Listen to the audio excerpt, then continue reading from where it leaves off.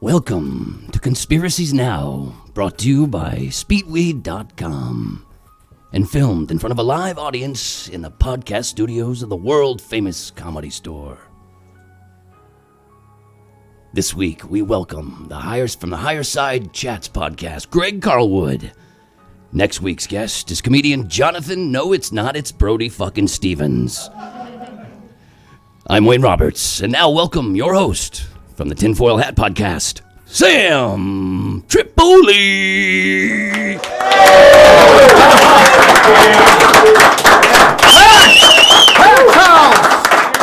Hello, everybody. Welcome to Conspiracies Now. Thank you guys. Give yourselves a round of applause. Is the shot? Okay, there we go. We're good. Guys, thank you so much for tuning in. Of course, tonight's show is brought by no other than my favorite person on the planet, Speedweed, Gino. The Harriet Tubman of weed. When they said you can't sell weed, he got an Underground Railroad and he got you guys high. He's giving out cookies and edibles to our awesome crowd here. Let's give it up for the one chick who's into conspiracies here. One chick. Of course, he's been dragged here, either one. Joining me next week, we have the one and only from the Festival of Friendship, Brody Stevens! And joining me, he is kind of the godfather of this whole genre podcast we're doing. He is a little known fact. I think we're a 10-year Facebook friendship, right? We just had our big anniversary. Please welcome from the Higher Side Chats, my good friend, Greg Carlwood! How are you, buddy? Can't complain, man. Thanks for having me. I'm so happy you're here on the show. Thanks for doing it, dude. Yes. Hey, well, you rolled out the red carpet. We got booze out. What else can I get you? You're a married man. There's nothing else I can get you. Johnny Appleweed over here hooked it up already. Right, dude? Well, you love to get high. I wish I got high. I'm trying to get a cocaine sponsor, so we'll see if that happens. Slippery slope. Thanks for coming up here during the rainy weather that we in Southern California refer to as our 9/11, right? It's people go fucking nuts. We're wearing little ribbons, fucking saying never forget, right?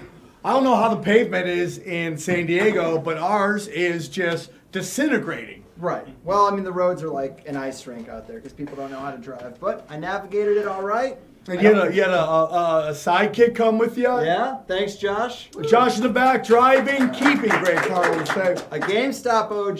He can verify I really did work there.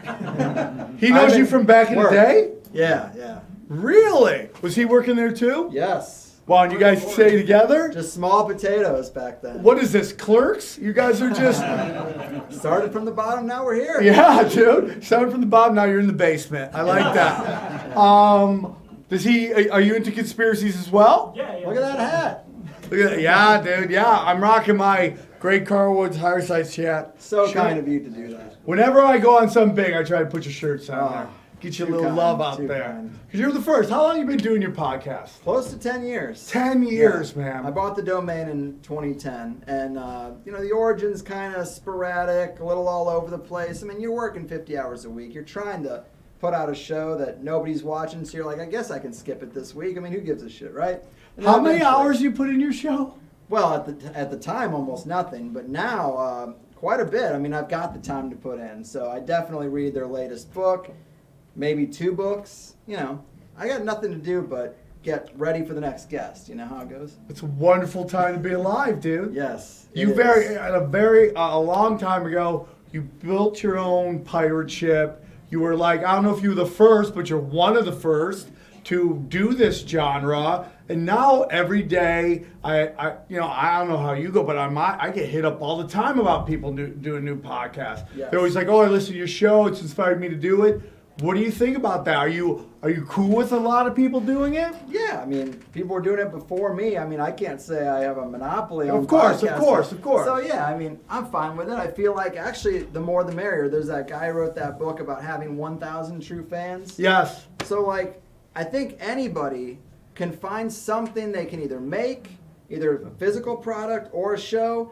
And if you can get 1,000 people to pay you $50 a year for whatever it is you're doing, you got a living that probably pays more than your shitty job. Yeah. I think everyone should do that because money doesn't disintegrate. It can go from me to you. You can subscribe to that guy over there. You can subscribe to this lady. Yeah. You know, and it can go around the circle. Yeah, I mean, what he's talking about is basically what a lot of artists work on. It's like the whole key within art is, he said $50. A lot of things is like, can you get 1,000 people to give you $100? If you get that, you're making $100,000. And that sounds crazy.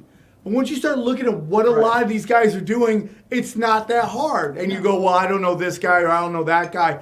Dude, there's plenty of people who are in the middle of nowhere who are making wonderful livings, putting out really good shit. And it's like, what it comes down to is how authentic and real your information is. Right. I mean, to me, the value of conspiracy, like the first thing you wake up to is, oh, the 9 to 5 is bullshit. The midlife crisis is when you finally wake up and it's too late to do anything about it. So for me, it was always kind of selfish. It's like, I need to get out of retail because it sucks. It's a dead-end job. I dropped out of college. You know, I didn't have a lot of options. So it's like, you got to make something or you're going to suffer. Right. So to me, that was the value of it. And now I feel like because we have the internet, obviously it's a double-edged sword, but individuals can take that and actually get control of the reins of their life. 100%. The difference between you and me is like, you didn't quit college. You did quit college. I didn't. Oh. I have giant loans. I'm don't. Sorry to hear that. And but we had the same options, which was not a lot. Not a lot. But what we did have was this kind of drive and this passion. I have 2 podcasts. I have 3 actually, but you know, 2 of them are about my 2 favorite things. I'm either going from ESPN or to Reddit conspiracies, back and forth, back and forth, back and forth. You're spinning plates. So why not do a podcast on that? Why not?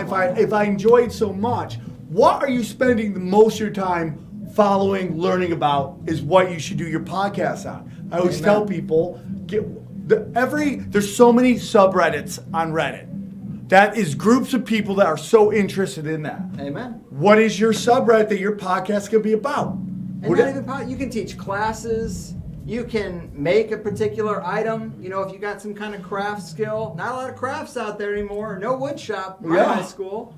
You know, there are men who need men's skills. If you could teach man skills, like I'm not just talking picking up chicks, but like fixing and building stuff. I would take that class. What? Blacksmithing. Yeah.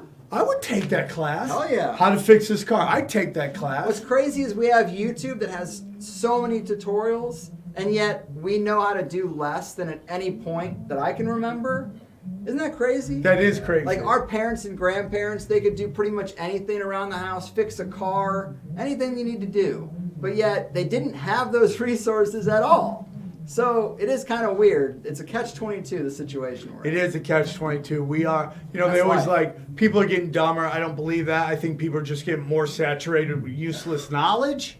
True. And that clutters the brain. Yes. It's not like, peasants from the 1500s were like all Einsteins. No. They just didn't have all this useless knowledge. Feel like they didn't care what little Kim was doing. They didn't care what Kim Kardashian was doing. They didn't care all the symbolism even in the Grammys, But you read a book that's 100 or 200 years old and it's like, what the hell? Like you can't even comprehend the language. Oh, yeah, dude. Because, we've just been dumbed down to pictures now, basically, with the emoji thing. I'm hooked on Instagram. I'll never give that up. That thing is for life, dude. So, as you go, your podcast is growing. You're one of you basically invented your own PayPal, kind of. Patreon, I'd say. That's a better Patreon. equivalent. I'm sorry, Patreon. No. Yeah, I pretty much made a Patreon structure before it was there. And I actually am so grateful for that because I had to do it because AdSense from YouTube, they cut me off very early. And that was a blessing in disguise. I only had like $800 in the account, but it was like my first $800. This is starting to work. And then they said, you're closed and we're keeping that money. And it's like, I could have cashed out. How can they done that? They just said that it's their program, it's their prerogative. They can kind of do whatever they want. So that was my first lesson in don't let anyone else control your money. And then now I have a Patreon as like a supplemental side thing because some people like that infrastructure. Yeah. So whatever. It's just extra money until it's gone. And I think it will be because there's already been people kicked off of Patreon.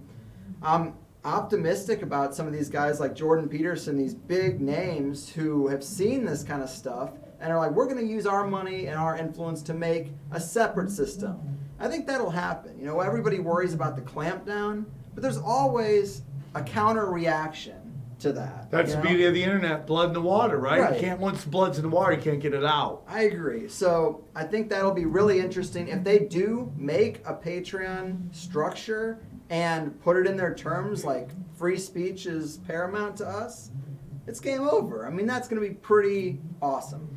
Now, everyone is worried about the lockdown, but did the internet get away from them, or did they know what they were if we're talking these power elites, we'll call them the lizard people, right? Gotcha. These lizard people in suits that kind of created this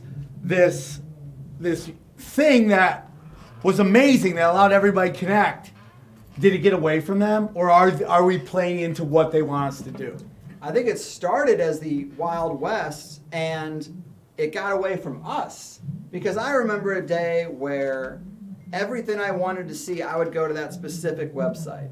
And I'm in 8th grade. I'm going to steakandcheese.com, Yeah. rotten.com. Yeah. You're seeing gory motorcycle accidents that you should not be seeing in the 8th grade. Live leaks get shady as shit. Yeah, so I actually thought that was a bit of the golden age, and not because of the necessarily motorcycle accidents, but it's our choice to spend 90% of our time on Netflix, Google, Facebook, Twitter. They built these platforms, and we just walked right into them. Right. So if you look at the data, it is really our fault because they can build these corporate platforms within the network of the internet, but you have to go there. I mean, now I have situations where people will say, if I'm not on YouTube, they just won't listen. I've heard that a couple of times. And it's like, why? First off, you're missing the extended show already, but they're so stuck on one platform that they're just like, I won't leave it. If you go away, there's 1,000 other shows. What is the other one? BitChute. BitChute, right? BitChute, and then there's also DTube, and there's the whole decentralized blockchain-based social media stuff, but it doesn't really work. I put up my videos on there. It's very, it's buffering the whole time. It doesn't work. So until that platform is much better, I don't consider it viable.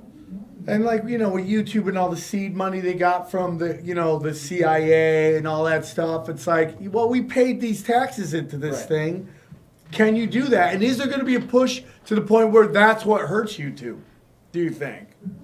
I think they're kind of too big. They don't need conspiracy stuff. They just announced a week ago that they're actually going to be lowering the amount of conspiracy content on their platform. I don't know what they're positioning themselves for, but they're definitely kind of clamping down on that. Do you think this has to do with the 2020 election coming up?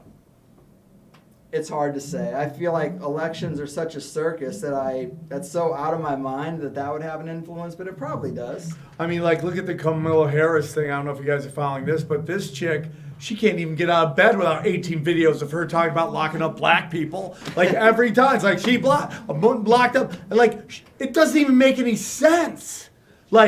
So I'm thinking this is the psyop right here. She is coming, taking all the arrows, and then somebody who they really want is going to walk right in after because we don't want this chick to get in. Right. But that's the fun game, I think, that's out there. There's always games within games. I think it's really hard to untangle the web. I just think it's kind of ridiculous when people plant their flag on a certain thing. It's all you know about that has come from screens. Yeah. It's definitely all in the mix of propaganda and disinformation. Right. There might be some truth to what you're talking about, but these groups have been cross-infiltrated longer than we've been alive. Yeah. I interviewed a guy today. We have a lot of common ground, but he's a hardcore Christian. And I just kept saying to him, how can you say the Bible is your end-all be-all when the Jesuits promote the Bible, the Freemasons promote the Bible, the Catholic Church promotes the Bible? These are the organizations and the worshippers of Ra wrote it. They put it together, right? So it is just a little ridiculous. But I understand the idea that you want a life raft. You want something that you say, well, everything's a manipulation except this one thing. Unfortunately, you don't get that. Right. But I understand the desire to have it. I just think it's just a bad policy, man. In your 10 years of most doing your podcast, does anything shock you anymore? Is anything you learn going, holy cow, I didn't know that? I feel like I'm kind of dead inside. Whoa! People is that talk, good or bad? Is it dead or is it zen? Are you almost like, who's to say? Who's to say what's good or bad? It's just a fact of life, because I see the reactions other people have to the darkness, and I'm just like, man, I guess I'm numb. I guess I'm numb to it all. Yeah, I mean, you get to a point where you're like, I don't know you'll never know what's really going on. I just like trying to see the patterns. I like watching it happen in real time. I guess if anything surprises me, it's that the things we've been talking about in the conspiracy world for a while, sometimes it's thought of as like conspiratainment, like what if? Now I feel like a lot of that stuff is front and center. We are definitely deep in a surveillance state. You know, the internet is a draconian military platform that's basically the smartphone is the mark of the beast chip that everybody was so worried about. Who cares if it's in your hand? It's in your pocket. Yeah. It's close enough. They put it in the pocket, then they get the Apple Watch. Now it's on the wrist. Yeah. We're one step away from just clicking your palm and paying that way. I'm worried about social crediting in China. You know about that? Oh, for sure. The whole thing. Do you guys know about social crediting? Yeah. Basically, Yelp for people. Yeah. They're doing that. Like, so I had a guest who said that, I don't know if it's true, like anything, but apparently they're rolling out a program where, let's say you have a bad rating of social credit. If I am like a good upstanding citizen, let's say I work for Pfizer, you know, I'm a good soldier, I just want to call you because we went to high school together. There'll be a message that plays, the person you're calling has a poor credit rating. Are you sure you want to continue with this call? Shut up. And now what? I'm going to get residue? Shut up. I don't want your residue. Well, the beauty of this is that I'm at an age, brother, where none of it's going to affect me. I mean, like, at my age, I just worry, you know, I enjoy talking about this shit. That's about the only skin I have in that game. I worry about the kids, man. You know, it's like these kids, but they don't seem to give a shit. They're putting everything crazy on the internet. You know, if you're a young chick and you don't have naked pictures on the internet, I'm going to assume you have some sort of mental health issues, you know, that nobody would take your naked pictures and put it on the internet. I mean, I don't know everything's out there anyways. It's true. Our laws are way antiquated. They cannot catch up to where the culture is. Me and Josh were talking on the way up here about the fact that judges serve lifetime sentences and how asinine that is. Like, you need to be able to keep up with the culture. Like, these people don't know what the internet is. How are you going to legislate? We have people like that with the Senate and Congress, dude. It's like, why do we have senators and congressmen allowed to serve 30, 40 years when your mayor of your little dinky town gets 8 because they don't want him to get too fucking powerful? Yeah. It's insane. It's definitely backwards. Any hope of it ever changing? I've kind of come to terms with no. You know, I think there's a conspiracy thing where you get into stuff and you start waking up and you're like, man, I got to tell everyone I know about this. And then you try and no one gives a fuck. Yeah. And then it's like, okay, well, maybe I was just talking to the wrong people. And then you try to inform other people. And then you realize, they don't care at all. And in fact, they probably knew a lot of this or they're never going to see it. And so then you just have to figure out how to live with it, how to maybe step away from it, you know, develop a barrier between you and the system. It's all you can really do. And I'm cool with that. I'm all right with it. Well, you're a little longer in this game than me, but, you know, I've had to learn the hard way because I'm in Hollywood in this comedy club, which is a wonderful comedy club. But the people here are Hollywood people. And that doesn't mean they're all bad people, you know, and there's a game that, like, everybody follow the lead because you don't want to, you know, upset the herd. Yeah. And when you come in here talking about Hillary stealing kids and Trump is bad, but is he as bad her? Maybe he is as bad her. I don't know. But, man, that gets a big pushback. I get in fights right over there. Guys puts his hands on me, and slowly took time to realize that, I can't just bring this up to people. Yes. But when they come to me and they want to go, what's your opinion on this? I can tell them. But I don't now initiate it in any way, shape, or form. Smart. Definitely smart. That before the podcast took off, I thought I was going to go into stand-up comedy. I have a huge respect for the comedy world and the subculture, which I appreciate being here. To be doing something in this building, it's pretty impressive. Mecca, dog. I mean, it is a bucket list thing. We've done the Ice House. We've done this in La Jolla, but now, this is the Banged grand it out. day. You got a crowd. Give it up for Greg living the dream. We're here.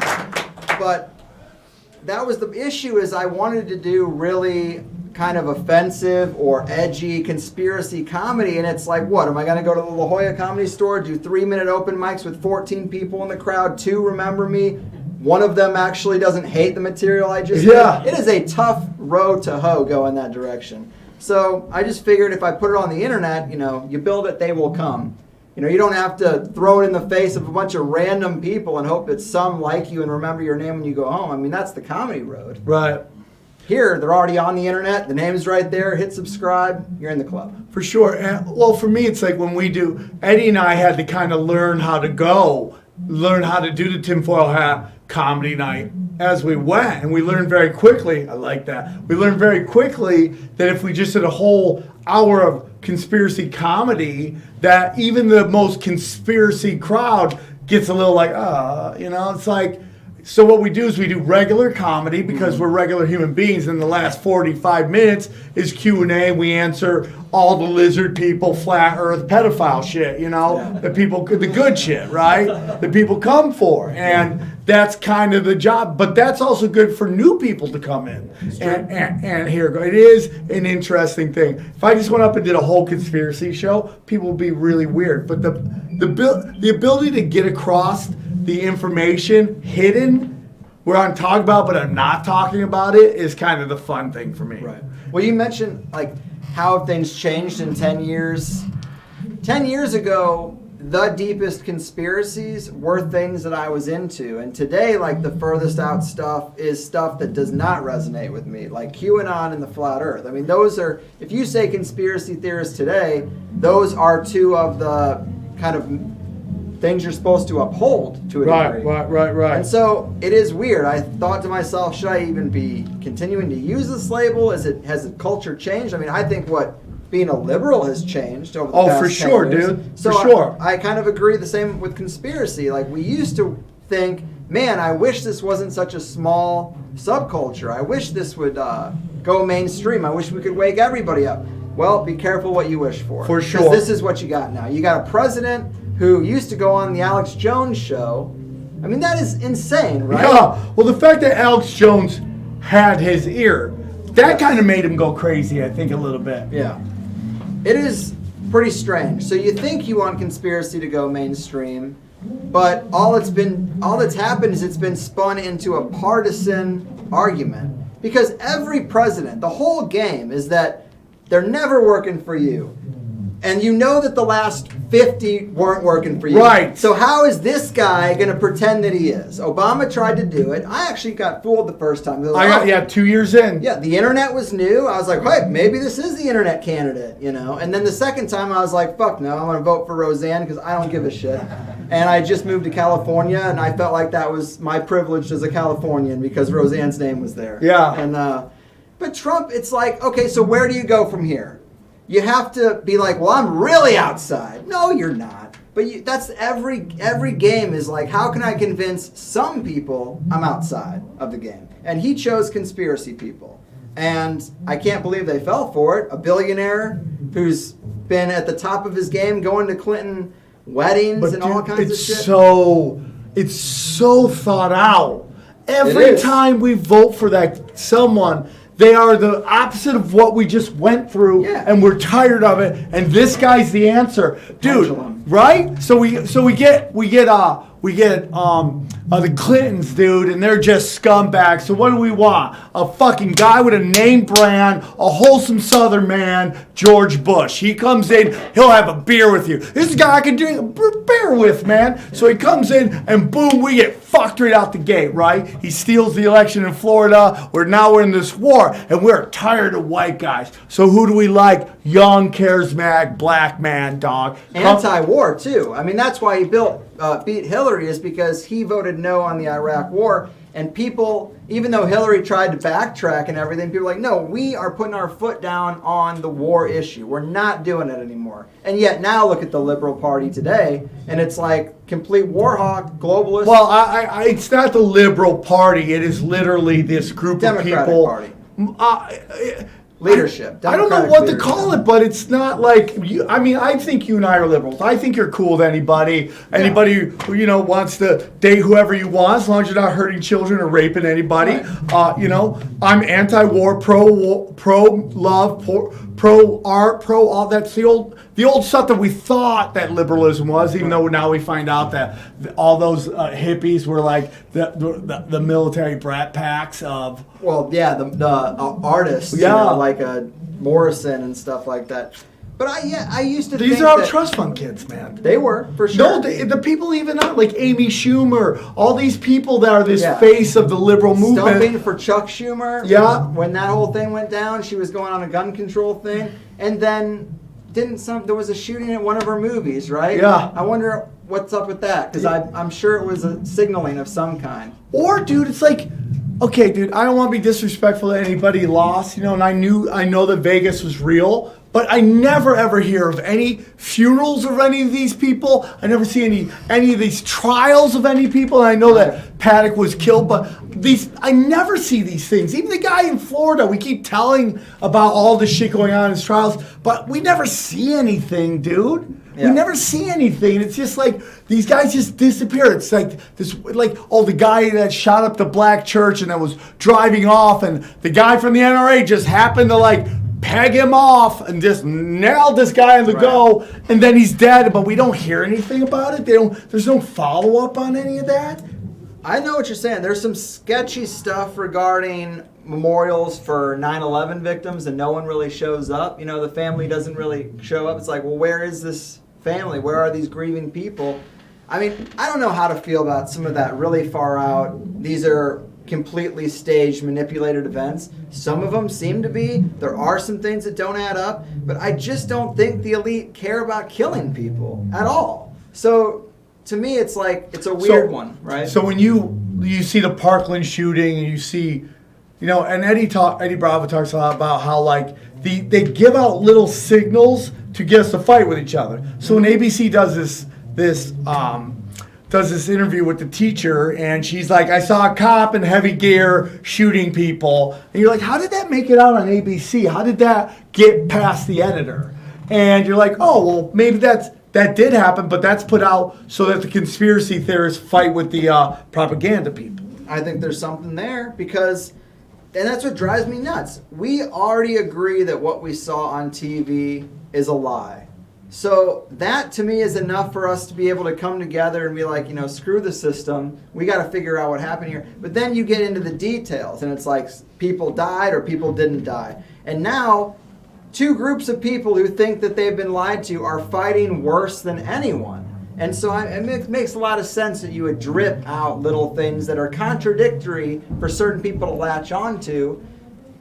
It makes sense to me. We're all super, super divided. It is really difficult to try to navigate a conspiracy space and try to bring more people on board. Lately with interviews, I've been going to places where they might not have the full conspiracy viewpoint, but maybe they're a scientist who has a specific area of expertise that I think relates to the big lie, or what we've been manipulated to think about reality, or the sciences, for example. And it's okay that at the end of the day, they don't agree with me about how much of it was suppressed and manipulated. They might think it's new discoveries. I don't really care. I just want to get to the truth. We've already yelled and said we've been lied to, We've already raised our fist in the air and done that whole game.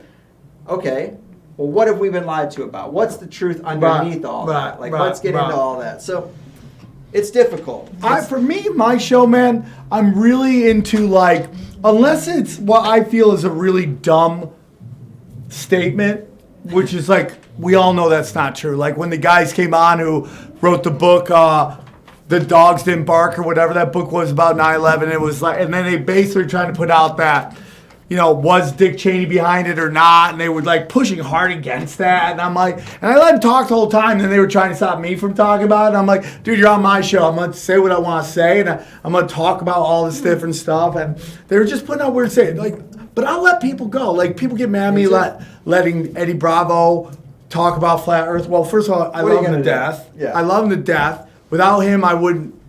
Probably most of you guys wouldn't even be here, and I wouldn't be doing a lot of stuff that I am. And second of all, it's like, I don't want to be the guy that decides what's the good information, what's the bad information. I want people that I trust and I love and let them put out the information and then let you guys decide whether it's real or not. And I know if I put a liberal on my show, I'm going to get murdered on YouTube. But I refuse to have this be an echo chamber and you get only what you want to hear because you can go get that off Fox News or MSNBC. My goal, I don't even know if there's any truth out there, to just, what's the information? What's the pattern? Because if I say for me, if you take what we think is history to the best of our ability, you know, because there's what the winners put out, and then there's what these people worked really hard to get out, and then you take who gets the power, who gets the money, and those line up, there's a good chance you have some kind of understanding of what's going on there. You'll never understand totally because,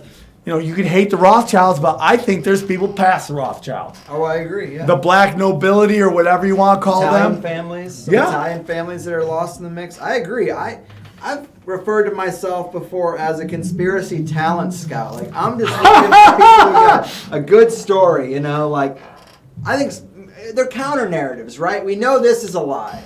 And we know they're lying to us, we just don't know to what degree, right? That's the song. It's like, maybe they really are lizard people. Maybe that's something about DNA that goes back to the pharaohs in Egypt or Babylon.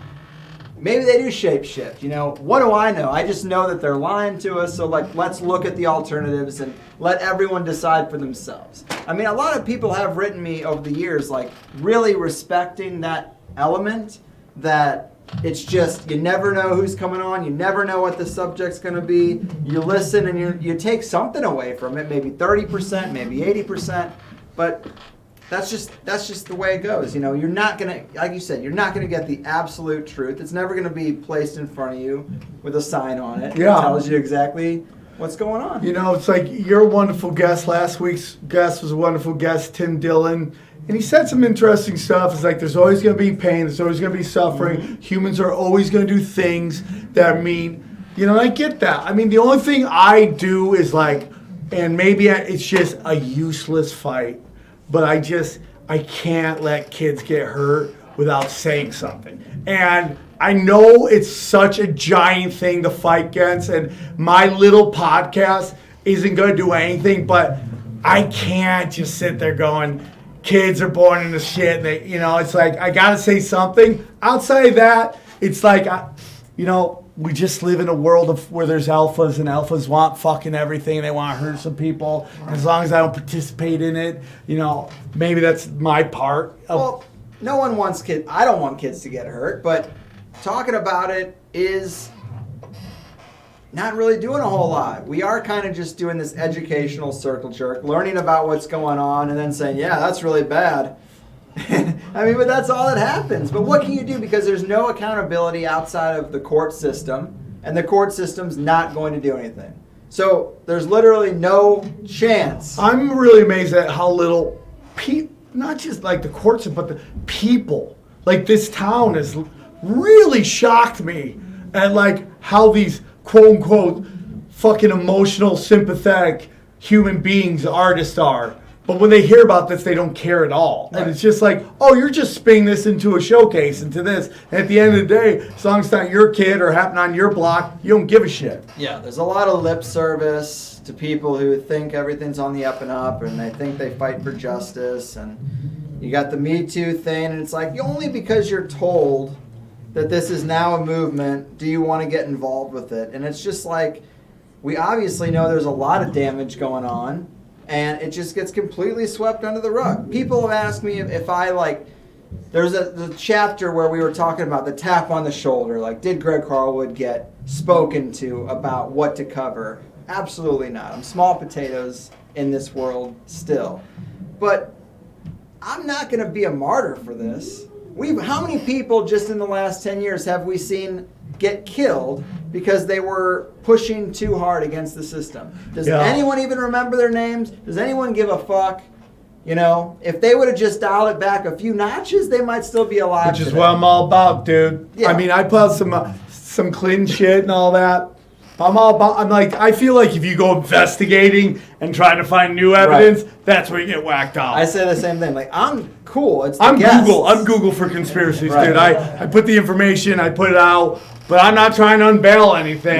No. It's all stuff that's been said before, right? Yeah, I mean, like, I just did that whole thing on, like, the timeline of, you know, the Clintons and the pedophilia, you know, but that information's all out there, dude. I'm not going to Haiti asking what's going on, like these crazy. I mean, like, I'm not mocking that girl's death, but that's some crazy shit. White girl going to Haiti asking about what's happened to the kids. Yeah, I mean, where are these kids at? Yeah, I'm like, dude, you're dancing, bro.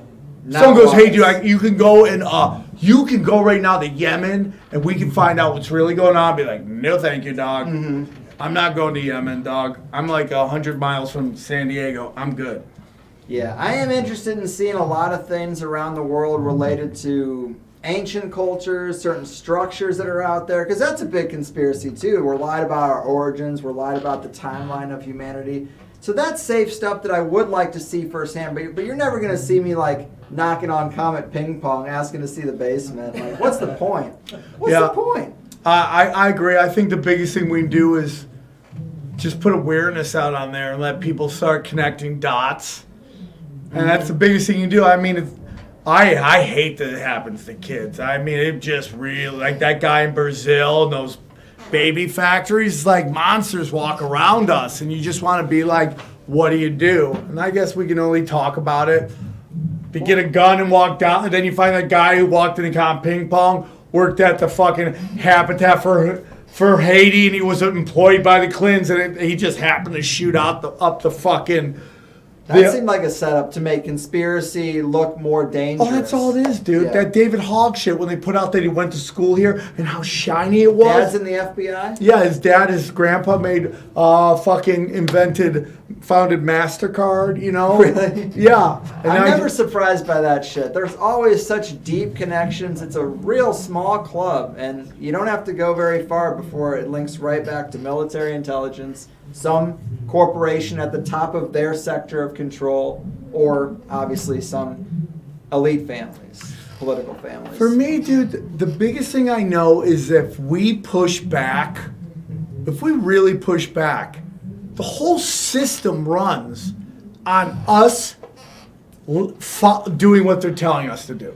Mm-hmm. And if they can't kill us all because who would buy their products? We have to buy their shit. We have to have the money flowing into them to take, like, that's the whole thing. At the end of the day, like, if they enslaved us all and we were all literally slaves, the whole system would crash because there would be no exchange of money and goods. Yeah. The pushback really, I mean, even in China, when they pushed out some shit and the population was no, the Chinese government pulled back. It is literally like, we can do this until you don't. Now the problem is, and if you look at this, it all changes in Vietnam, right? Vietnam happens, and you see these fucking shots of these giant rallies, like huge rallies, black and white, straight and gay, Mexican, Chinese, Asian, everybody's there. And I feel they're like, whoa, someone got a little too smart right now. Mm-hmm. And that's when you start to find the pulling back out of education, the push to get women into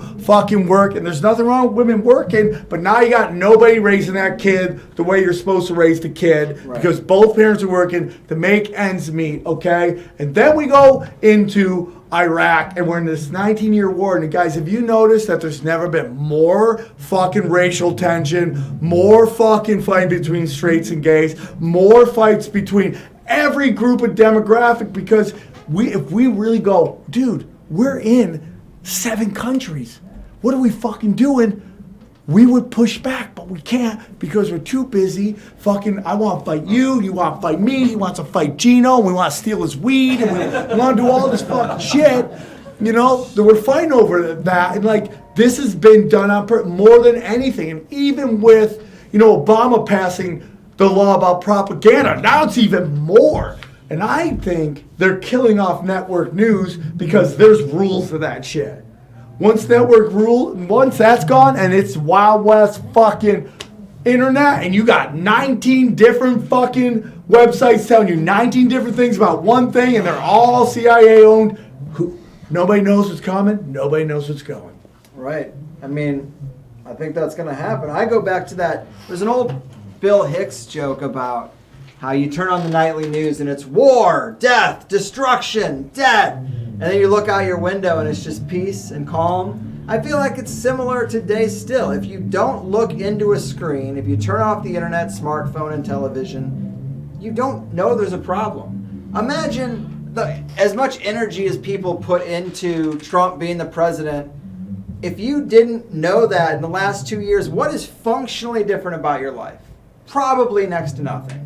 But think about the mental energy and emotional energy that goes into it. I know people in the liberal bubble of California that are like fuming every day because somewhere out there's a guy named Trump who's the president that they've never met, has never directly influenced their lives very much, any more than the system already does, yet they're drained and angry all day about it.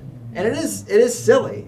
It's very silly. Stupid. And when you compare, I say it on the podcast all the time, when you compare Trump's administration with Clinton's administration, there's so many similarities. Mm-hmm. There's so much fucking smokescreen going on that nobody checks if there's fucking, you know, that they're deregulating everything. They're escalating wars everywhere, you know.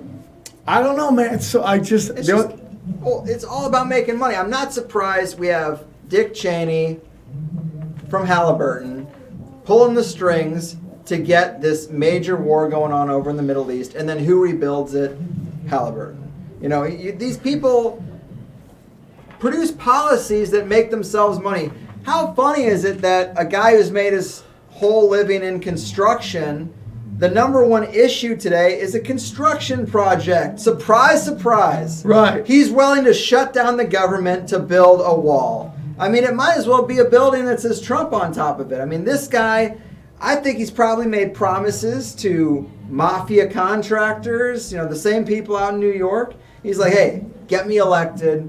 I'm going to get you a $1 billion project, a simple thing you can do along the border. He doesn't give a fuck about the border. I don't think he cares at all about who's crossing or when. I live in San Diego. You live in LA. It's not a problem. I don't think it's a problem. I don't think we're being like infested or overrun by these crazy people from the border. But he's making it a priority because I think he owes people a construction project. Well, I mean, that's the whole thing behind FISA, dude. And Hillary's like, she owes everybody favors. Yeah. And when that didn't happen, which is... Give him a kid. Yeah. And said, hey, I didn't get elected. I'm sorry. You're not going to get your money back. It's still in the foundation, but here's a kid. It's unbelievable. Do what you will. Now, do you guys... What's your take on Trump? Is it good, bad? You think he cares? Think it's just business as always? He's just a puppet. He's just a puppet. Yeah. I agree a lot with what Greg just said. Okay. All right. So it's just basically, is the system ever going to change? No. With our time? I don't think it'll ever change. I am done voting for anyone in the two-party system, but I do still vote for local stuff, right? Yeah, legalizing weed. Yeah, local is super important. It's really the only thing that's ever mattered in my own personal life. You know, the fact that I can do this right now is a result of people voting against the grain of the system overall. Yeah. So I'm definitely in support of voting locally. You can't control every election. They only control the big stuff, in my opinion, because there's just too much going on. So, I mean, is Gavin Newsom in the club? Probably. I mean, dude. That's a level. I'm telling you right now, you're going to hear the shit. I've had good sources that know people way deep. He is a fucking scumbag when it comes to women, dude. And it's all gonna come out, and it's the theory I tell you. Don't trust pretty liberals. Pretty liberals have no reason to get into office and help your life better. Pretty people have no reason to help you. They have no reason. Ugly people want to help you because they're like, fuck you, I got treated like shit forever. I will never vote for a fucking good-looking liberal ever again in my life. Ever again in my life. Amen. I won't. Fucking Obama, fucking Clintons, Trudeau in Canada. They're trying to do that with fuckable Kamala Harris, light-skinned, sexy chick, trying to get us to fucking vote for her. I'm telling you, they have no reason to help you. Ugly poor people. That's who I want. If I get a lawyer, I want ugly lawyer, dog, who's angry, so I got to pay off his student loans, dude. Yeah. No more millionaire pretty presidents. No, dude. If they tell you he's a billionaire, don't vote for him. No, he don't know anything. I don't know how we change it. I think what changed here. Move over, Lip. Please welcome Wayne Roberts as I finish my point. Come over here. Hey. I got tapped on the shoulder I by think Juno. the only way the system's going to ever change is if something happens with China. I see the patterns of what they did with Europe and us. World War II kind of devastate Europe, brings America up. America's running everything, and now they're slowly bringing China up. And then something's going to happen, and we're going to be the one that gets fucking knocked out or something like that because they really love the Chinese system of fucking lock everything down. That's one of the theories about bringing the jobs back. It's like the same jobs aren't coming back.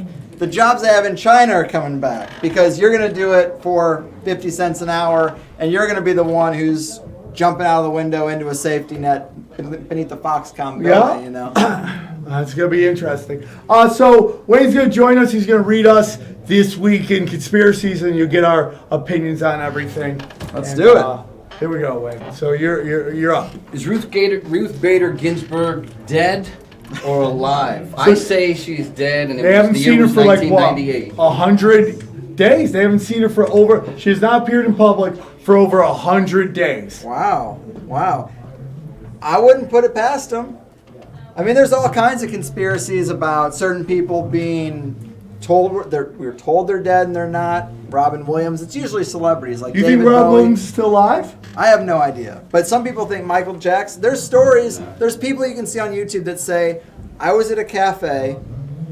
I gave, coffee to this guy, this old white man. And then at the end of it, he lifted his mask and he's like, I'm Michael Jackson. See you later. And it's like, people will say that. You never know what's true. But there might that be. guy Gary? What's his name? Or Dan or Dave? Dave. I don't know what that's So about. there's this guy, Dave, who this kid was burned in and he survived this house burning, right? And Michael Jackson took him in, right? And he's loving him. Well, Michael Jackson gets, the whole thing happens. And then there's that video. Did you ever see the video where the ambulance goes up and you see this guy pop out? And this comes oh, dude, it was just a joke. You're like, that's interesting. So Dave's a kid. Well, there's this interview with Akon, and he's talking about how Michael Jackson wanted to go to the movies. And he's like, Michael, you can't go to the movies. And Michael comes out, and he's in a whole makeup thing. And he's like, yeah, my name is Dave. And he goes, my name is Dave. And you see them slow down. So then they interview this kid on Larry King. And I don't know why Larry King would interview this fucking kid. But he's talking just like Michael Jackson saying. So it's interesting because when you think about this, Michael Jackson knew he's worth more dead than alive. Right. Well, there's an argument that this is such a controlled club that these people put in their 40 years in front of the cameras, and then they get their privacy back by just bowing out of the system. They've paid their homage, they've done their duty, and now they just retreat back to a nice retirement. I mean, this situation would be different because she's a Supreme Court justice. Is she dead? Very well could be, and they're just waiting for the opportune time to say something about it. Maybe they are going to try to impeach Trump and then let the next guy do it. I just think he's doing everything they want. Why would they impeach him? He keeps talking about pulling stuff out, pulling people out, but he's not. And he gave the State of the Union going, we got to end his wars as he's getting ready to just light up Venezuela. Right. But does that upset you? And even this state where it's obvious where you're dude, these guys, I feel like you've seen a million things. You're like, they're just going to do it, and I don't know what to tell you. Like I said about people who get upset, liberals who are upset that just Trump is president, like, I can't get upset about things I only see through a screen. I just have decided that I can't. Because you're not going to be able to wake people up. You're not going to get the numbers that you would want to make real change. So don't get upset about things you see through a screen. Because that's the only power they have over you is taking your emotional energy, to a degree. I get it. Next question. Are 80% of Vatican priests gay? Yeah. I'm taking the over and a bag of chocolate chip cookies. Yeah, I mean, it just came out that they did a thing that basically 80% of the priests at the Vatican are gay, and they're doing, and that's kind of, that age got into that because one, if they thought they went into the church, it would cure them of their gayness. They wouldn't be gay anymore. And then they realized it was just a giant gay bar. And they're like, whoa. And they felt like the blind melon bee just dancing with the other bees. Right? Well, you also heard that thing that the Pope just acknowledged that they were abusing nuns. So is that just the remaining 20%? I mean, obviously they're getting holes of all kinds. What were the other 20% doing? Like, dude, I'm not gay and they fucking everything. I got nothing. I need some nuns. But that is a fucked up story. They're chaining these nuns up. They're impregnating these nuns. They're killing the babies. Like, this is crazy. And the Pope acknowledged it, I think, like, within the last 5 days. I don't trust anybody No. who's fucking 40-year-old man and super religious. It makes no sense. It doesn't. You know what makes sense now is me saying Jesus was a mushroom all these years. Now I know why people think I'm gay. Yeah. Okay. Couldn't be the... No, let's move on. Okay. No, I love that particular stuff, the John Allegro stuff, Sacred Mushroom in the Cross, I That's like Christianity. talking about that. to me, big that's fertility cult. that's the core of everything. It comes right down to that. What is the thing? The core to everything that everybody always goes to is it's always somewhere Jesus. It's religious, whatever. Well, what was the last thing that Jesus did? The cool thing that he did? What do you do? He fucking blasted the money changers. Yeah. Well, that goes back to But he's the also a bankers. mushroom. Now, but if he's a mushroom and he did that, because that's what made people see what they were doing. So you elaborate that onto, I know this sort of doesn't make sense, but like Mary Poppins. Mary Poppins flies with an umbrella, right? Mm-hmm. When that's in a silhouette, it looks like a mushroom. Well, and I love she's that. there to save the children of the banks. That's true. She's That's a good witch. But it's the core of that. I mean, it's all about psychedelics, and that's what Right. kills the ego, and that's what makes people more into a...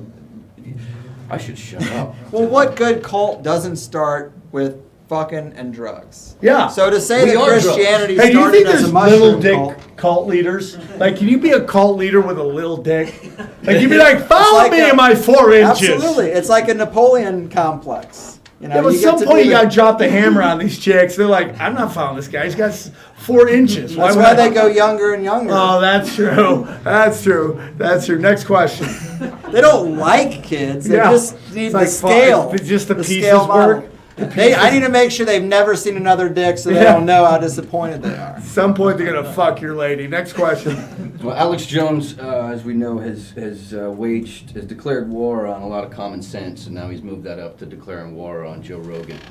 Yes, I saw. How far has he gone off the deep I end? feel really bad because like he's saying shit about Rogan that I'm like, dude, even the mob and the feds were like, leave our families alone. He's like, I'm gonna fucking tell you what and all this shit. It's like, and like I was talking about this on this radio show today about how like seeing what Alex and Owen Benjamin say about Joe Rogan and knowing Joe Rogan and be like, none of that's true at all. Okay? None of that's true at all. And the selling out and all that shit, it's just like, we have no clue what it's like to run a fucking juggernaut like that. No. And the money, and like, dude, at some point, you're like, wow, this is good money. And you're like, oh, I did an episode with fucking Alex Jones and they wiped it off of Apple. Do I want to dance this dance? Right. It's the same like I mentioned about being a martyr. Like, why do I want to bring my empire down to tiptoe a few inches over the line? I mean, why do it? You know, it's kind of awkward for me in my position to be saying that stuff because the people will use that against me because I'm deep in it. Joe Rogan's not deep in it. Like Joe Rogan believes what 80% of the population believes. Right. And it's just like, but he's also the one having the conversation. Even if he's yelling at Eddie, shut up, it's still the conversation is being had that no one on that plane is having. Right. On that plane, Mark Maron barely gets to that plane. Adam Carolla, I don't think he's close anymore. But dude, the other people are like Jimmy Fallon, Jimmy Kimmel, fucking, what's his name that hates Trump but secretly loves him? Because Jon Stewart, Colbert, who fucking was about to lose the show if it wasn't for Trump. Do they ever talk flat earth? Do they ever talk mushrooms? Do they ever talk Clinton killed Seth Rich? None of them talk that shit. No. But he does. Hey, dude, I used to believe in Santa Claus, and I used to love cocaine. Okay, I'm not into either of those. Okay, he used to believe the moon landing was fake. Doesn't believe it now. Whether that's a business decision, which I find hilarious, that art is the only thing where you make a good business decision, you're a fucking sellout. Mm-hmm. And it's always people who never had a chance telling you that you're a piece of shit for taking the money. It's like, okay. Yeah. What would you do, motherfucker? You don't even have anybody offering you money. Let's say that Cash App and that Twitter fucking talk. Dude, that guy's most likely paying that show to advertise, what, $300,000 a month if you do the numbers? Would you fucking get in Jack's face for that? I agree with what Joe said on that, which is like, I've got sponsors lined up out the door. I don't really need that sponsor. I absolutely think he's right on that. I mean, come on. But that's a lot of money, dude. I don't care. If you're a billionaire, maybe $300,000 is a lot. Millionaire, $300,000 is a lot. But I'm not saying that's a bad thing. I'm like, dude, that's business. It's man. the reality. It's not my favorite thing, but it is the Something reality. I know absolutely nothing about. Well, bringing it back to Alex Jones, he has said some crazy shit. Like, I watched a compilation that went back and forth between what Joe said and then what he said. And Alex Jones said, Joe Rogan is a Christmas hog that I'm going to string up by the hooves and slit his throat. And then in the heat of the moment, he goes, metaphorically, not violently, but Joe Rogan's blood will fill buckets. Like, you can't say this. You're an adult man. I mean, I'm 33, you're 43, and I know not to say that kind of stupid shit. I just can't believe that he thinks it's okay to fucking bring another man's fucking family into it. Like, there's certain people that are coming at me, I know shit about their family, and I'm very, very fucking, I don't bring their family into it, dude. And it's just like, for Alex Jones, who's having his own family problems, to do that to me after he says he's a character, dude. Part of his war on common sense. It's just a character, man. He did say that, but I try not to hold. And I don't like Alex Jones. I think he is controlled opposition that existed pre-internet, and his role is to yell and scream and make conspiracy people look crazy. He doesn't talk calmly like you or I. Anyone in this audience could talk about all the things we like to discuss. GMOs, vaccines, geoengineering, and just talk calmly about it, make your points. But I realized Alex Jones' role when I found out he was going to go on The View, and I had never seen The View. I was pretty young. It was like infancy of the internet. And I was like, oh my God, I want to see what Alex Jones says in a public venue. And he starts yelling and ranting and going crazy. And these ladies are all looking around like, this is uncomfortable. And I'm like, I get it. That's what he's there to do. Wow. He didn't adjust his personality for the venue like you or I would do. I mean, that's, I think, something we think about as people. Yeah, every venue's different and your tonality is important. That he doesn't know what he's doing, I mean, I think that's completely crazy. I absolutely think his role at the time was to yell and scream, make us look bad. And there's never been someone at Alex Jones' level who just talks calmly, just tells the facts as they are. You know, the MMR vaccine and the HPV vaccine, the data shows that they affect minorities worse than they affect white people. That's in the data. Like, you could just say that. You don't need a vein popping out of your neck to say that. You don't need to be cherry red in the face to say that.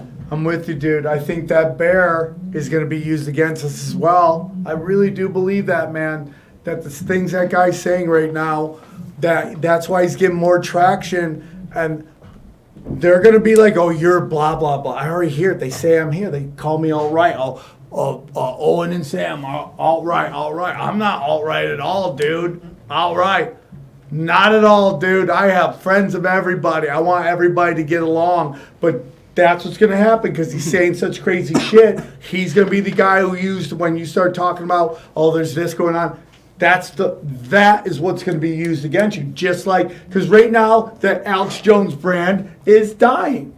Mm-hmm. He's getting wiped off, which happens with everybody when you become controlled opposition. You eventually overstay your welcome, and they dispose of you. He served his usefulness, and his deplatforming was a signal to all the shows that are there now that weren't there 10, 15 years ago, and now it's been we basically been shown what will happen. So it's like, censor yourself or go down like Alex Jones went down. Yeah. I can't say I've censored myself necessarily, but I've avoided specifically the one topic of false flag shootings. One, because we've covered the template extensively over and over again. They happen so often. Ollie Demingard is the man who really breaks these things down. I've had him on like 6 times, and every time one happens, he's like, hey, you want to do a show about it? I'm like, look, my format is 2 hours. This is one event. Like, we can talk about it for 2 hours, but let's let 4 or 5 of these happen because we're only gonna have to wait a few weeks. Yeah. And that every time that has been true. And I finally said to him, I was like, man, I think the case has been made. The specific thing that's deplatforming people is Sandy Hook and this. So you think that's what it is? False flags? It's not like I think that's Israel or something like that? Well, I just did a show with a guy who really broke down Israel well, and nothing has happened to that show. The only ones that have been flagged on YouTube for me are directly related to Sandy Hook. Why is that one the one so much? Because you had Wolfgang on. Wolfgang Helbig, he is, I think, the person you should listen to above all else. I mean, he basically wrote the federal textbook on school safety and emergency preparedness.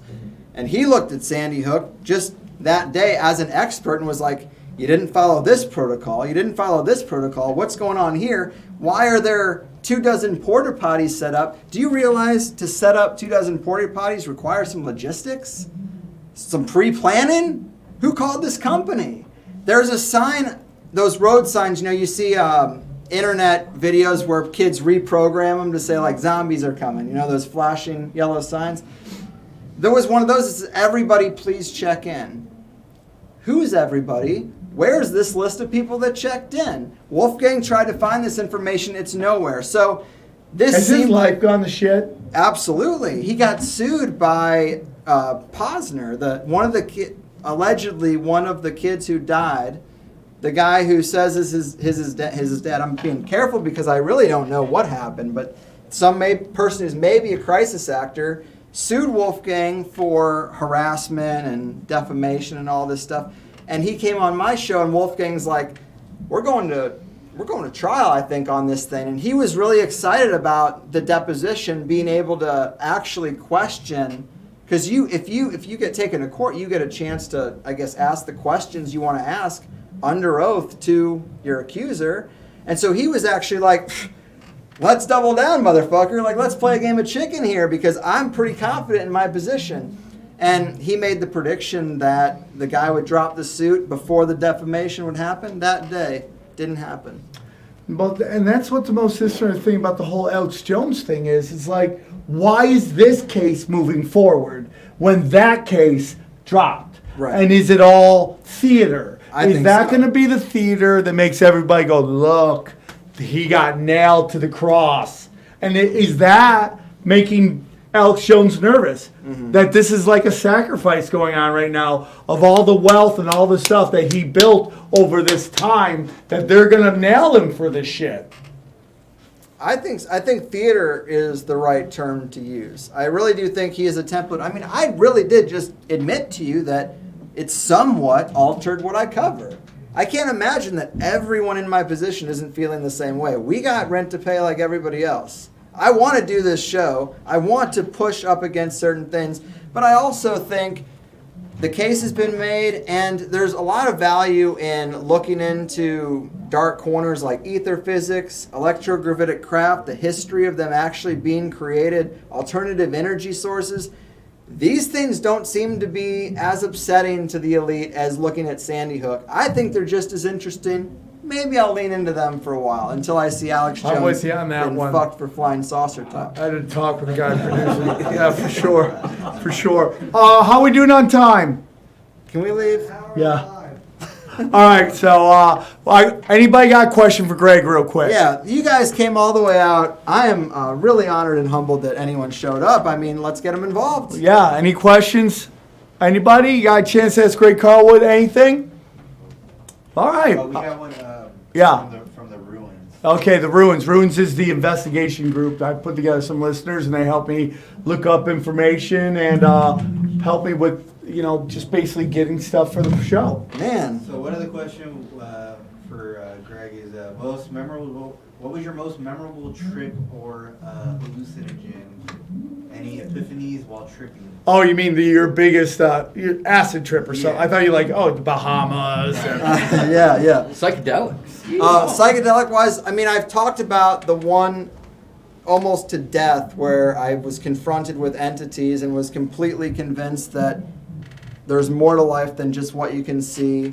And that was a whole can of worms. But another one that's also really impactful that I really What was haven't that? talked about as much. Was it mushrooms? That or was DMT? salvia. Oh, salvia. Salvia. Not a lot of people talk about salvia. What was the dose that you did? What X? It was just a. I can't say. I can't remember. You're right. There are obviously more Yeah, there's- potent strains. I've only ever done the leaves. I've only ever done the leaves. It tastes like shit. It did taste But like shit. It basically felt like I wasn't moving at all, but it felt like I was getting twisted into my fucking chair. It was Yes. And it lasted about 10 minutes. Yeah. The crazy thing is, I had done it once before.